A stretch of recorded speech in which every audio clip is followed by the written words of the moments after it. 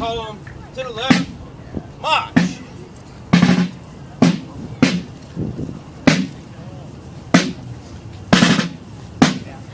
Company, halt. To the right, face. Okay. Let's go.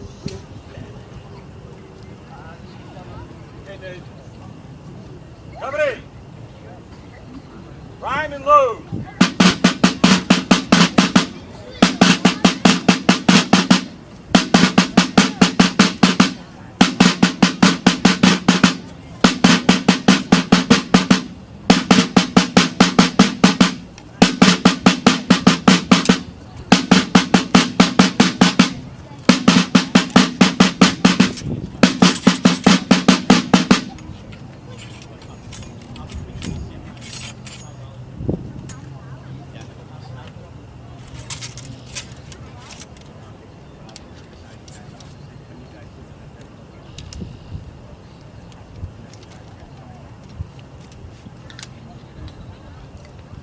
Company, take aim.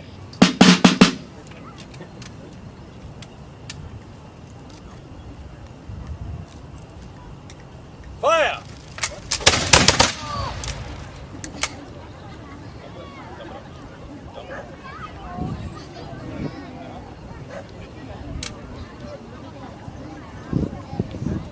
Shoulder, fire alarm.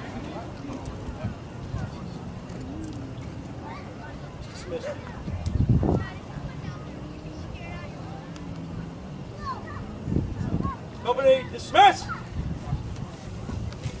What's that? Oh, I haven't got you. That's all right. I was only for the fire. I was only for the fire. Yeah, well, yeah. I think there was a make ready in there. No, this was the shot. So we're like, file. Nice job, guys. Everybody went off? Earlier on, the members of the militia were loading cannons 5, 4, 3, and 2. And in just a minute or two, we're going to be loading and firing cannon number 1 step by step. I will be describing how that's done. But tonight I want to talk first about cannon number 1. Usually when we do cannon number 1, we have a special dedication for the first firing of the evening. Tonight, cannon number 1 is going to be fired in memory of Lieutenant Earl Fonts, who passed away earlier this year. Earl Fonts came to Fairhaven about 1961. He served more than 35 years on the Fairhaven Fire Department, and he was active in many, many different activities in town. He was on the town's retirement board after he retired from the fire department in 1995. What brings us to where we are today is that back in the late 1960s, 1970s, then Fire Chief Donald R. Bernard started the original 4th Old Dartmouth Militia. And at that time, Earl Fonts became one of the people who started to fire the cannons, along with Wayne Oliveira, who's a member of our group today. Cut to years later, there was no longer a militia in town.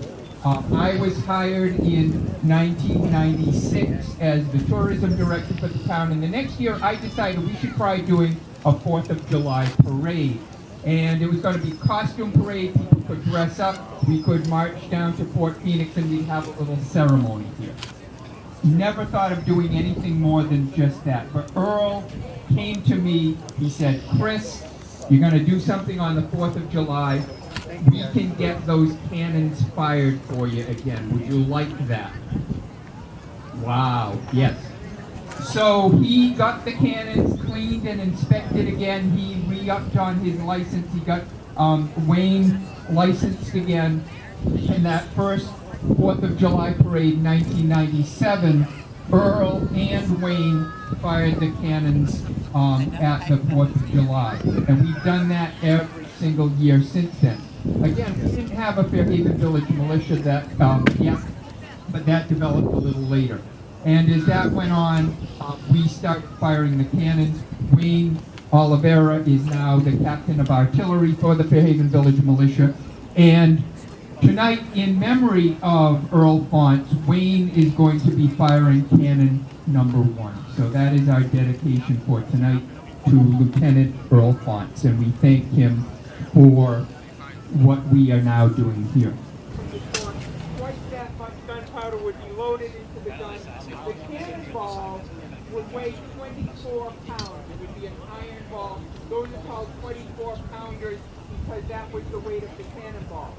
With 10 pounds of gunpowder, that cannonball would be able to hit the Butler Flats lighthouse. That's how far these cannons would fire. These are Civil War era guns. We have one small cannon from the Revolutionary War, and these 2 cannon are from the War of 1812. Fort Phoenix was manned during the Revolution, the War of 1812, and the Civil War. Cannon crew, take your position. Cannon crew is taking their position.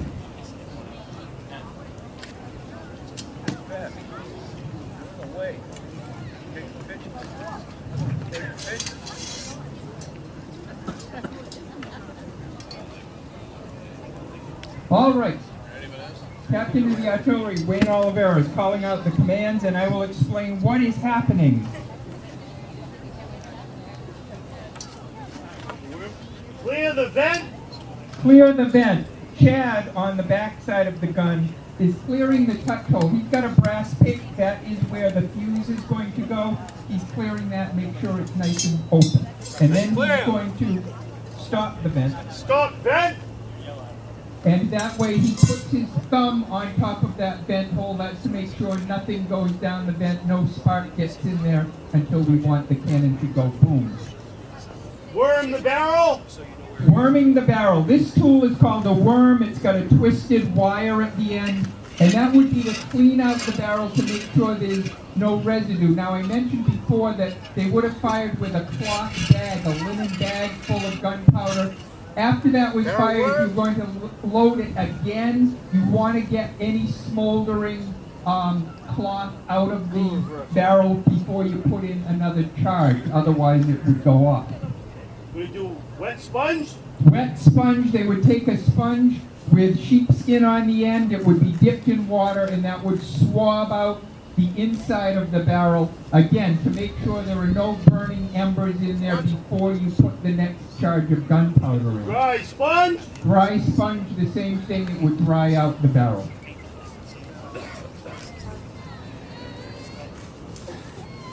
Charge the gun? Charge the gun. Powder Monkey comes up with the gunpowder charge. Our powder charges now are made, we're licensed by the Commonwealth of Massachusetts to fire these cannons, and so they have a special procedure for making a gunpowder charge. The gunpowder is in a plastic bag and it's wrapped with 6 layers of heavy-duty aluminum foil.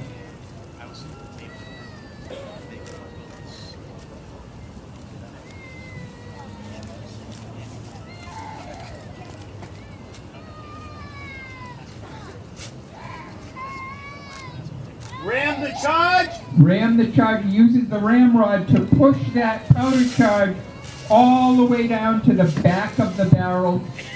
So it's going to be sitting right underneath the touch hole.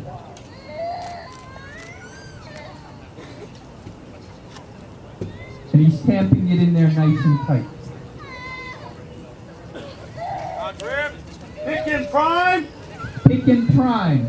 He's now punching open that gunpowder charge through the touch hole.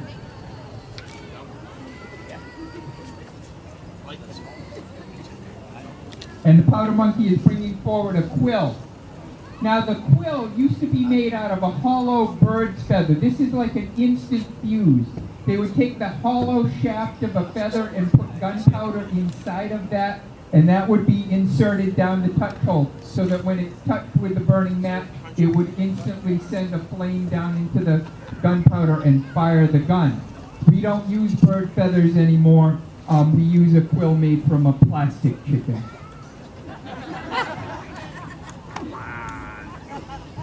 We get them at Dunkin' Donuts. So you've got a drinking straw there. There is gunpowder lining the inside of it. It's got a little tab on the top. And then we have the slow match.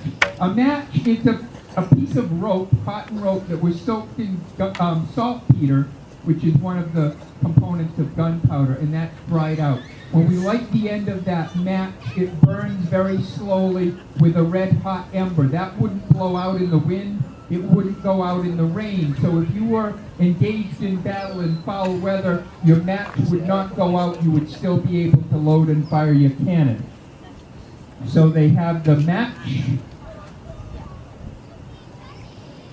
Just about ready with that?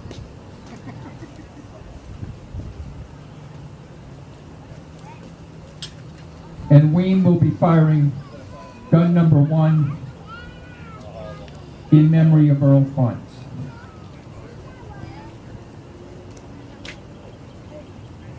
Prepare to fire! Prepare to fire. Fire number 1!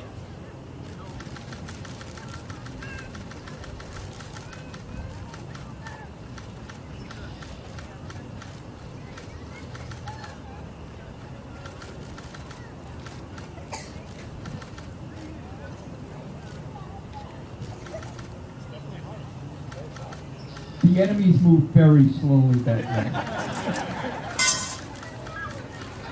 There'd be a ship sailing in, so it's just going. Da, da, da, da, da, da, da.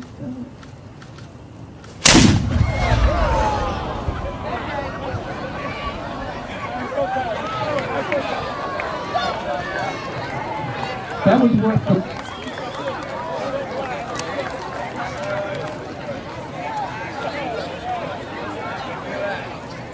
Okay, cannon number 2. Prepare to fire number 2! Fire!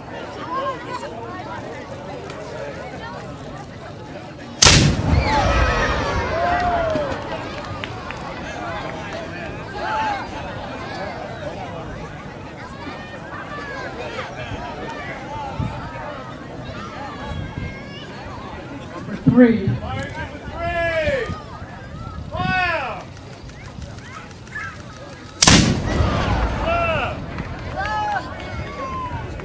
Now the next 2, we're going to hear the echo come back from New Bedford. This is kind of cool because the sound goes across the river, it hits the mills over there, and then it bounces back to us. So we get to hear like a reverberation here.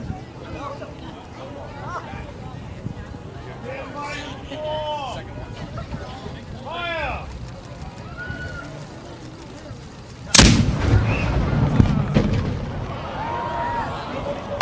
Hear that? It was like a bowling alley.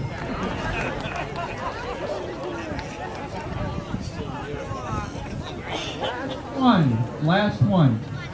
This was worth the money, wasn't it? Prepare to fire number 5! And fire!